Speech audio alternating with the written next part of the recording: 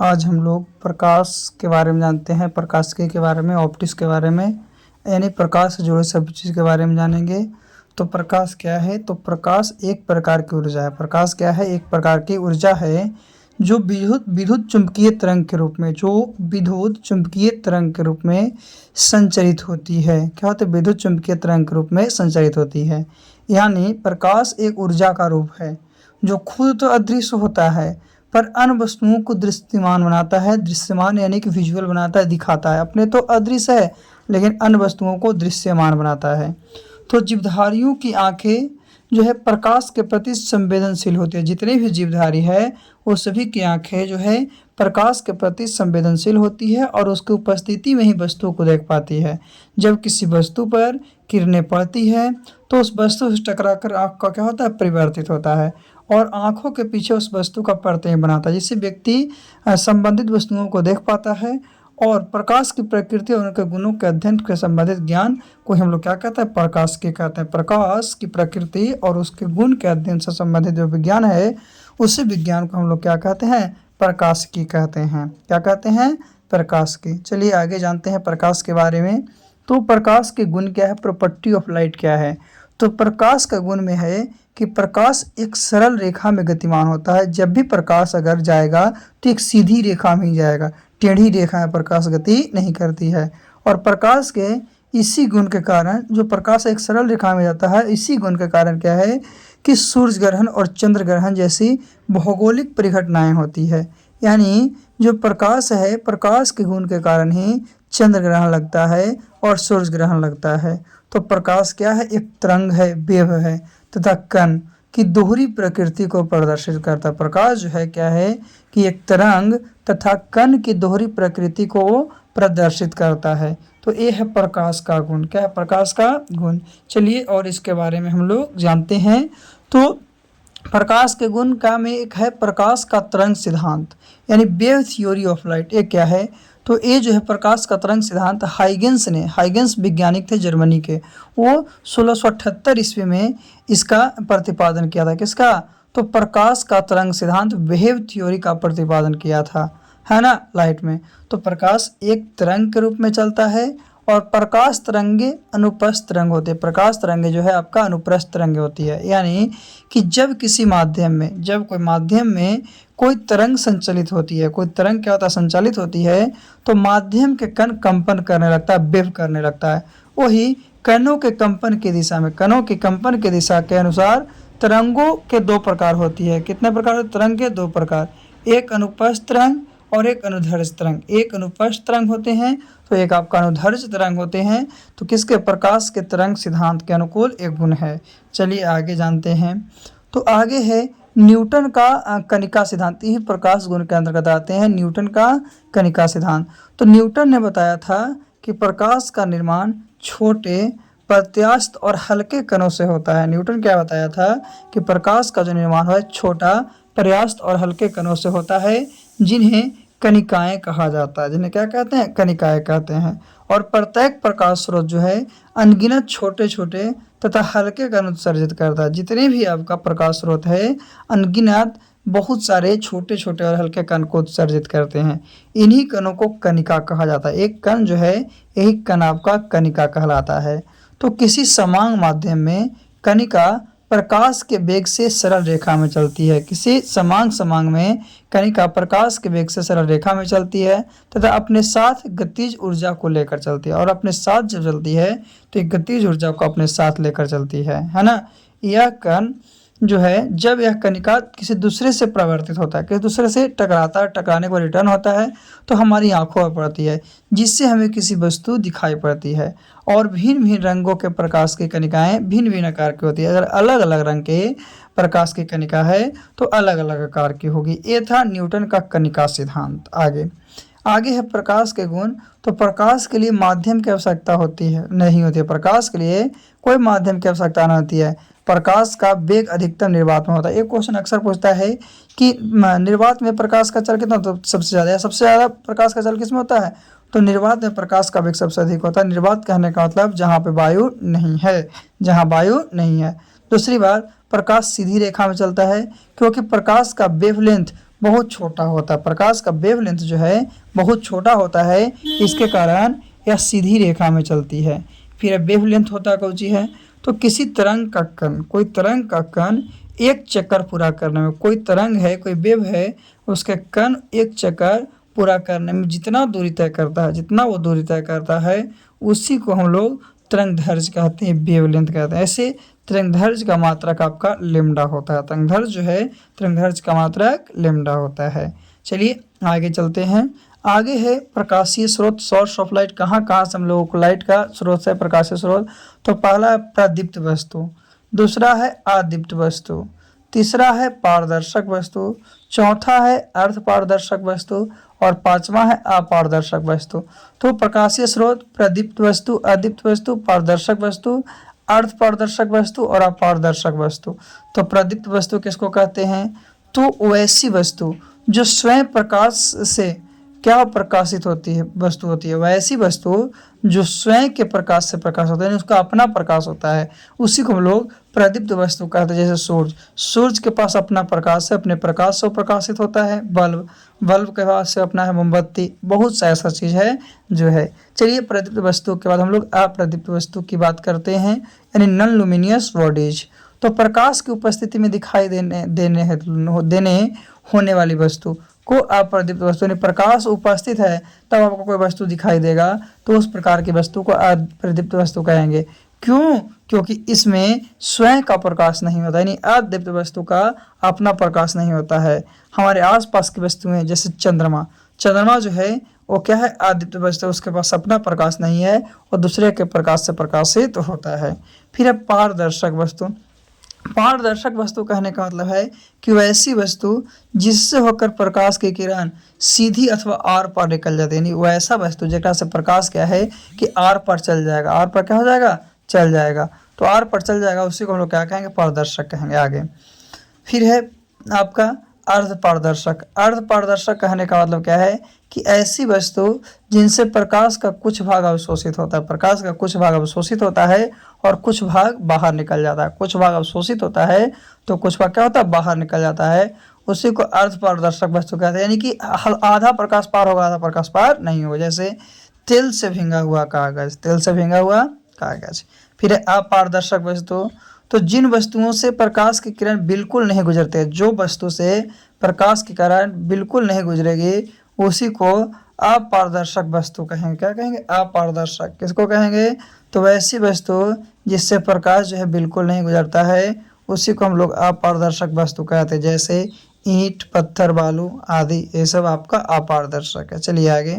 आगे है प्रकाश का परावर्तन। परावर्तन क्या होता है, परावर्तन का मतलब क्या है, तो जब प्रकाश किसी चिकनी सतह से टकराता है, कोई प्रकाश जो है कोई चिकनी सतह से टकराया और टकराने के बाद वापस उसी माध्यम में लौट जाता है, जिस माध्यम से आ रहा था उसी माध्यम में लौट जाता है, तो लौटने के इस क्रम को वह विशेष कोण पर मोड़ता है। तो प्रकाश के इसी गुण को हम लोग क्या कहते हैं, प्रकाश का परावर्तन। यानी बोल सकते हैं कि जब प्रकाश की किरण किसी सतह टकराया और टकरा कर पुनः अपने ही माध्यम में आ गया तो प्रकाश का परावर्तन हो गया। तो इसमें जो प्रकाश आता है उसे आपतित किरण कहते हैं, यानी स्रोत से आने वाली किरण को, जो प्रकाश आ रहा था किसी के लिए सतह पर, उस किरण को हम लोग क्या कहेंगे, आपतित किरण कहेंगे। क्या कहेंगे, आपतित किरण।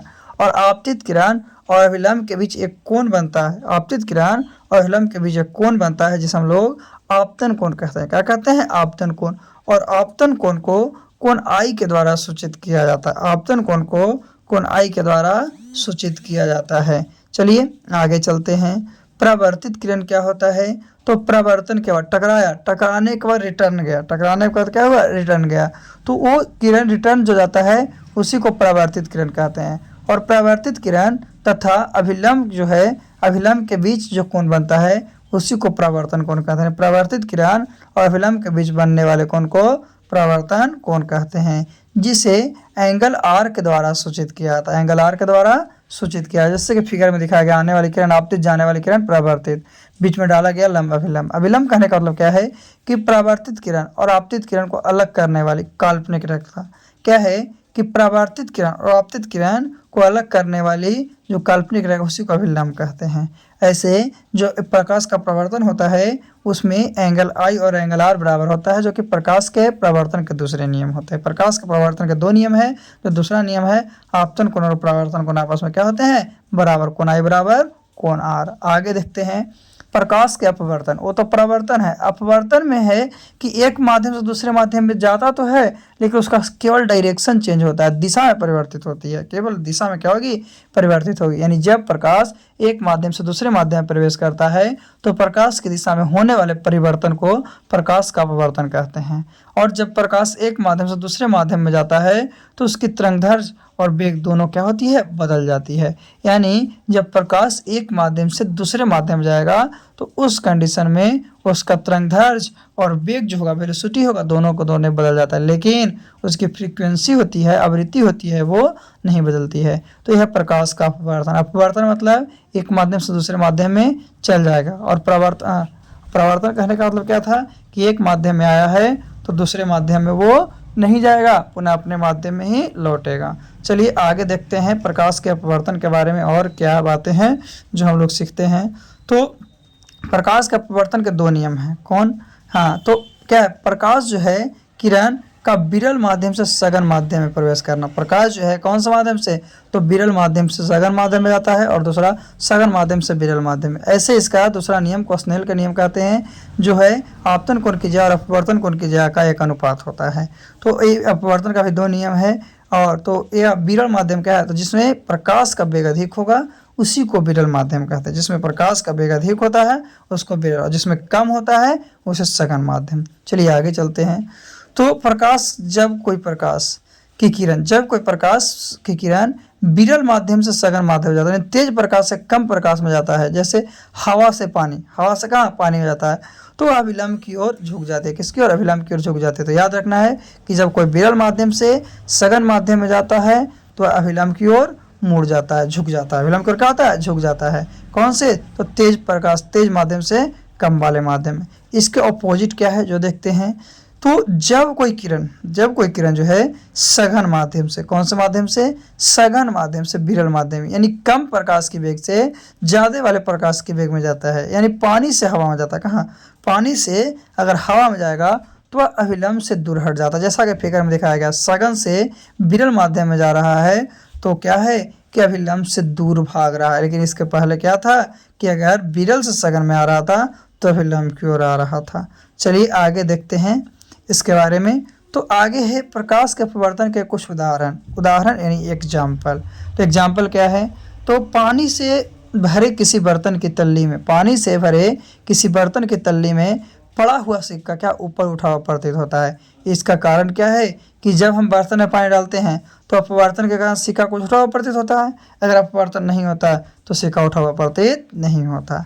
फिर दूसरा एग्जाम्पल कि अपवर्तन के कारण है, किसके कारण? अपवर्तन के कारण ही पानी के अंदर पड़ी हुई मछली, पानी के अंदर जो मछली है पड़ी हुई, वो आपका पड़ी हुई मछली उसकी वास्तविक गहराई से कुछ ऊपर उठी हुई है। जितना गहराई उसका है उससे लगता है कि ऊपर मछली ऊपर है, लेकिन रियल में ऊपर रहता नहीं है और ऊपर उठी हुई दिखाई पड़ती है।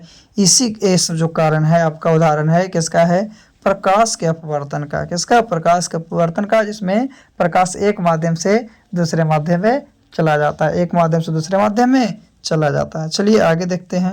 तो आगे है प्रकाश का और उदाहरण में क्या कि वायुमंडल में, किसमें? वायुमंडल में वायु का घनत्व अलग अलग परतों में पाए जाते हैं। वायुमंडल जो है उसमें वायु का घनत्व जो है आपका अलग अलग माध्यम में क्या होता है, आपका अलग अलग परत में होता है। जब तारों से प्रकाश चलता है, जब तारा से क्या होता है, प्रकाश चलता है, तो उसका विभिन्न परतों से लगातार अपवर्तन होते रहता है। जब तारा से प्रकाश चलता है तो उसका विभिन्न परतों से लगातार अपवर्तन होते रहता है, क्योंकि वायु की परतें स्थिर नहीं होती। इसीलिए हमें यह महसूस होता है कि तारे टिमटिमा रहे हैं, इसीलिए हम लोग को यह रियलाइज होता है कि तारा टिमटिमा रहे हैं।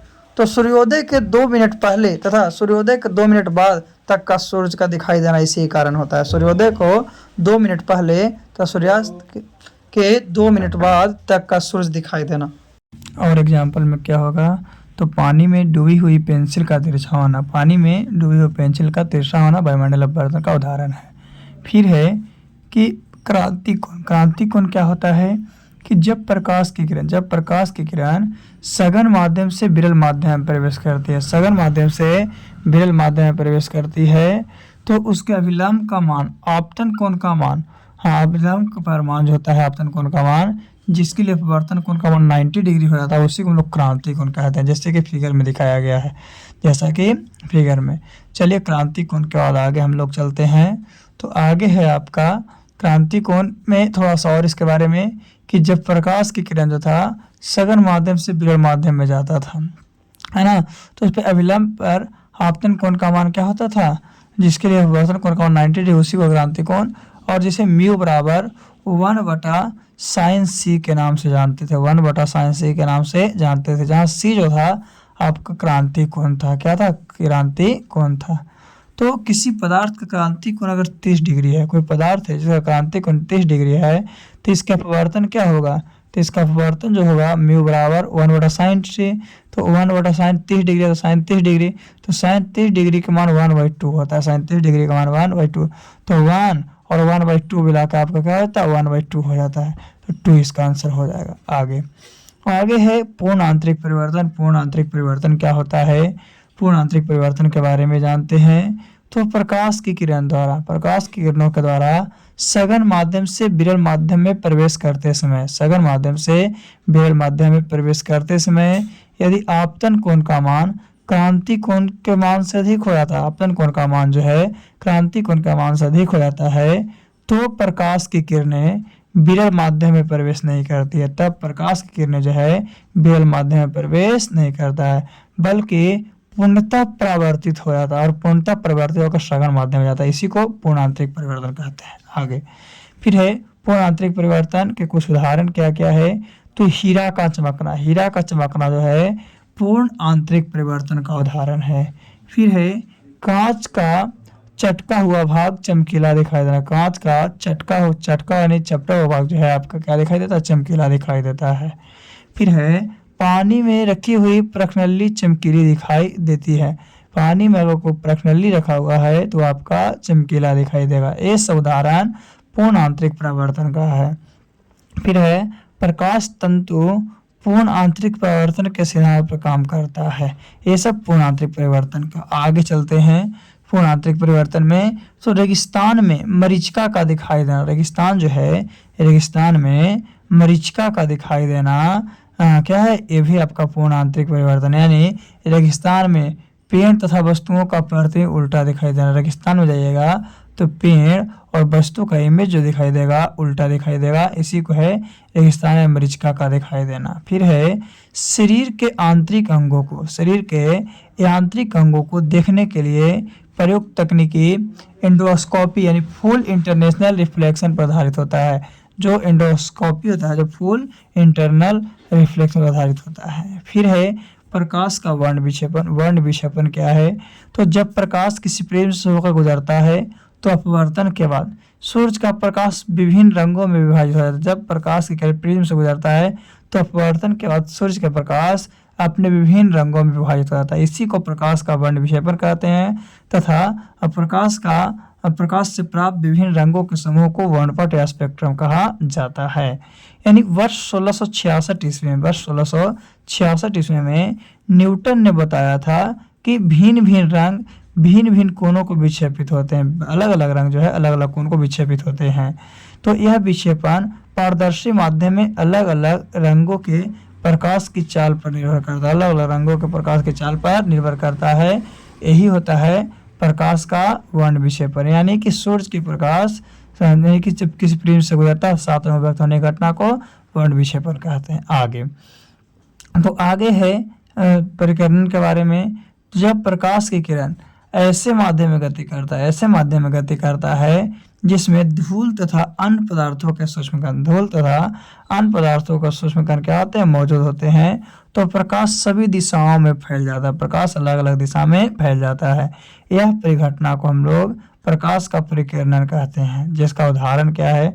तो प्रकाश के परिकिरणन के कुछ उदाहरण है, जिसमें है कि आकाश का नीला रंग एवं समुद्र का नीला रंग प्रतीत होना परिकरणन का उदाहरण है। आकाश का नीला रंग एवं समुद्र का नीला रंग प्रतीत होना जो है आपका परिकिरणन का उदाहरण है।